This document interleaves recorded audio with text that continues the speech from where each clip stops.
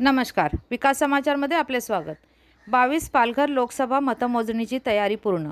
जिल्हाधिकारी श्री गोविंद बोडके. 4 जून मंगळवार सकाळी एकूण 6 विधानसभा मतदारसंघासाठी 98 टेबल्स व 146 फेऱ्यांमध्ये सूर्य कॉलनी येथे होणार मतमोजणी. दिनांक 4 जून 2024 रोजी संपूर्ण देशातील मतदान प्रक्रिया सुरू होणार आहे.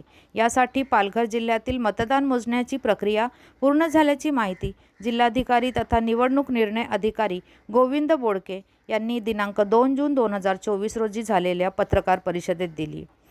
20 मे रोजी झालेल्या 22 पालघर लोकसभा निवडणुकीची मतमोजणी तोंडावर येऊन ठेपली आहे. यावेळी पालघरचे सुज्ञ मतदार आपला कौल कोणाच्या बाजूने देतात याकडे सर्वांचे लक्ष लागले आहे. पालघर शहरात होणाऱ्या मतमोजणीसाठी जिल्हा प्रशासन सज्ज झाले असल्याची माहिती जिल्हाधिकारी श्री गोविंद बोडके यांनी पत्रकार परिषदेत दिली. पहिल्या 2 तासात चित्र स्पष्ट होईल असा अंदाज व्यक्त करण्यात येत आहे. सकाळी 8 वाजता मतमोजणीस सुरुवात होणार आहे.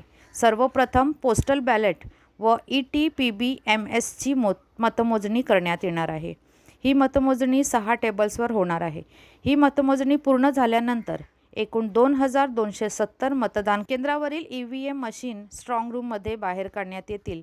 त्यानंतर एकूण 98 टेबलावर ही मतमोजणी एकूण 146 फेऱ्यांमध्ये पूर्ण करण्यात येणार आहे. नालासोपारा विधानसभा मतदारसंघातील मतमोजणीसाठी सर्वाधिक 28 टेबल्स लावण्यात येणार आहेत. या मतमोजणीसाठी 19 फेऱ्या पार पडतील.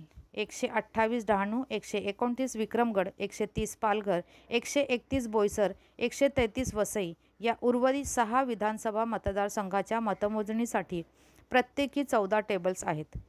डहाणू 24 फेऱ्या, विक्रमगड 26 फेऱ्या, पालघर 23 फेऱ्या, बोईसर 29 फेऱ्या तर वसई 25 फेऱ्या अशा मतमोजणीच्या एकूण 146 फेऱ्या पार पडणार आहेत. प्रत्येक टेबलवर प्रत्येकी एक मतमोजणी पर्यवेक्षक, मतमोजणी सहाय्यक, सूक्ष्म निरीक्षक असे एकूण 3 कर्मचारी नियुक्त करण्यात आले आहेत.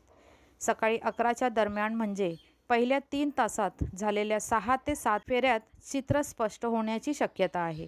या पालघर लोकसभा मतदारसंघात शिवसेना, भाजपा व बविया अशा तिघांमध्ये लढती होत आहेत. दुपारी 2च्या सुमारास अंतिम निकाल जाहीर होईल असा अंदाज आहे. वसईहून मी शहनाज शेख, विकास समाचार. चॅनलला लाईक, शेअर, सबस्क्राईब जरूर करा.